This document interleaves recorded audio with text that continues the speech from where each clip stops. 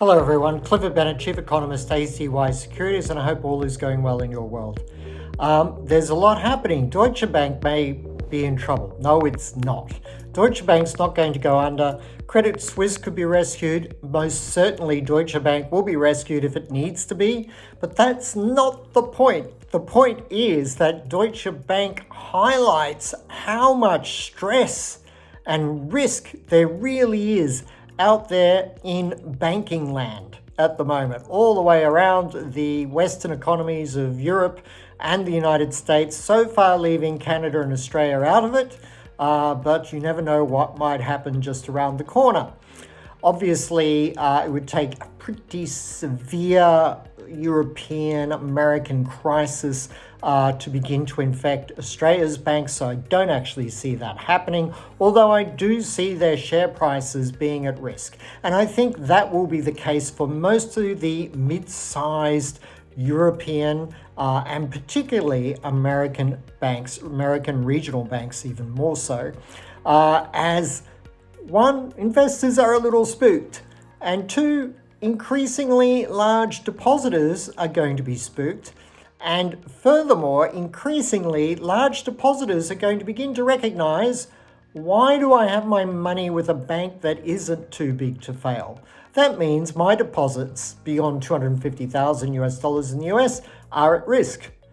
Why not bank with a bank where my deposits are not at risk? Even if the bank collapses, I'll still get my deposit guaranteed by Janet Yellen out of her personal piggy bank. And those too big to fail systemic banks are going to increasingly see a strong inflow of funds. Where are those funds coming from?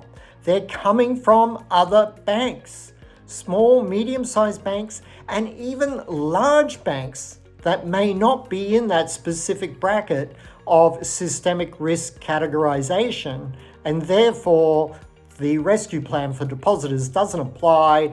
Therefore, if you're a large depositor, move your funds to one of the big systemic, too big to fail banks.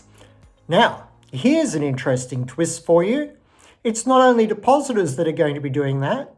Some of these banks are going to be doing that with their own funds. So, because they want to make their own funds secure, so there's going to be a little bit of buying of other banks' securities by some banks in order to protect themselves as well. The situation with Deutsche, the Chancellor has come out to reassure everyone. Again, another warning bell. Why does the Chancellor have to reassure the market that Deutsche is safe? It's fallen about 30% in the last few weeks. It's well down from its all-time highs. I think it dropped at one stage 15% on Friday. Now, it's not a Credit Suisse, yet it can suffer. And I said this, a week ago? Easily a week ago. The two drivers of what is causing the banking crisis are still there. Not only are they still there, they're getting worse. Those two drivers are, one, higher interest rates. The Federal Reserve and the ECB have said they're going to keep raising interest rates in the midst of a banking crisis. Wow. And that's number one driver, higher interest rates. The number two driver is depositors withdrawing funds. And as the world is a very uncertain place at the moment, and they recognise, as I just explained, depositors recognise they can have their money somewhere where they're guaranteed, their deposit is guaranteed, so why not do that? Still got all pretty much the same similar banking features, except your deposit is guaranteed. It's a little bit of a no-brainer to move funds to one of those banks. But depositor uncertainty is growing. Interest rates are still going up. Why do interest rates matter to a bank? Shouldn't they be able to make money all the time? No, because they have to buy assets against their depositors' funds. And what they do is they buy bonds. So when interest rates go up and the bond price falls, they have an unrealized loss, which they'll never have to take unless all their depositors withdraw their funds, which is what happened to Silicon Valley Bank, Signature, as has been happening to First Republic. Remember, First Republic's a big bank, but its maybe only kind of barely satisfying the systemic risk criteria. It's really Janet Yellen wants private banks to rescue First Republic. So it gets tricky real fast. But my point is, as the Fed and the ECB continue to raise interest rates, the pressure on banks grows. As depositors become more and more uncertain about the reliability of their deposits with their particular bank, the prospect of contagion grows. Who wants to be the last person to withdraw their funds from a bank that might go under? And if Deutsche is at risk, who else is at risk? I mean, we've seen Credit Suisse go. We've seen Silicon Valley Bank go. We've seen big banks go. So there could be quite a few more. And my point is, if people are concerned about Deutsche Bank, then what bank shouldn't we be concerned about? I feel like ending there, like it'd be a great place to end an episode. But what I'm really trying to emphasize is, maybe, I feel like a spooky horror movie here, maybe we should all have our funds with a too big to fail bank. Anyway, impact for markets. Keep buying gold. You have to sell gold on one hand because it's at $2,000, and then all these other people haven't said anything for weeks or months are now saying, oh, you got to buy gold. It's going through the roof. Oh, it's a new business. Oh, it's the new Bitcoin. Oh, look. If it's on the front page of the newspaper, it's pretty much run its course, but it could have further to run, particularly if the banking crisis risk grows, and I can't see it doing anything other than growing, then gold can continue to move higher. Against the gold moving higher is that the US dollar will increasingly be seen as a safe haven currency. I mean, there could even be people in Europe who go, I've got, I don't know, whatever, they're fortunate enough to have 5, 15, 50, $100 million in their check account with their European bank. And they go, but it's a mid-tier European bank. Where should I put my money?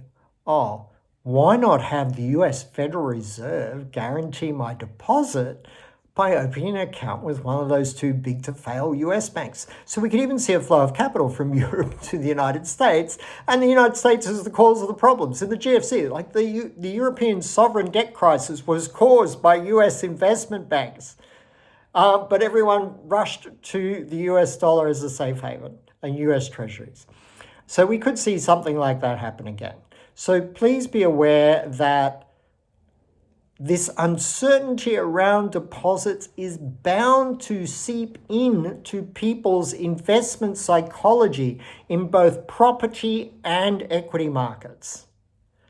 A lot of people around the world, in Western economies predominantly, are going to say, you know what, this is all looking a little bit not great. We have one war. There's geopolitical risks in Asia as well. And we have this banking crisis now. Property prices are falling in the US. Bond prices have been falling in the US. This is all too hard. Maybe I should sell some of my properties. Maybe I should sell some of my shareholdings. Maybe I should move my cash deposit to a too big to fail bank until this is all over, and then I can see how the dust has settled, and I'll still have my funds.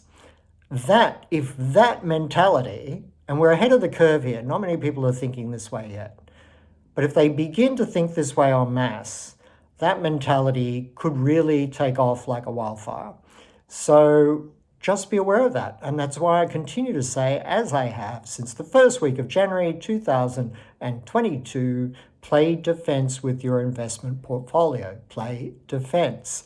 That can involve going on the attack in some short positions. You have to see going short some assets as being a way of generating returns. You can't think in the old-fashioned way that you only get rich by buying things. If you're still in that mindset, you're missing some of the opportunities, and you will find it very difficult to adapt to the markets of the rest of this decade. So do be nimble in your approach to markets and your investment portfolios. So US dollar strength, gold strength. Australian dollar could come under pressure again. The euro is tricky because a lot of people feel all the negativity about war is priced in and therefore it's a buy. And the ECB is probably going to be raising interest rates by greater increments than the Fed. So that is a tricky exchange rate. But I do see the Australian dollar as being a little bit vulnerable in an isolated way should at any time geopolitical tensions increase in the region. So my feelings still really, for the moment, buy the US dollar and buy gold. And there's probably lots and lots of other great investments as well out there. Apple's still looking firm, but if it falls back under 156, that could be a warning to markets. Keep an eye on that. All right, thank you very much. I wish you all the best. Clifford Bennett, Chief Economist, ACY Securities.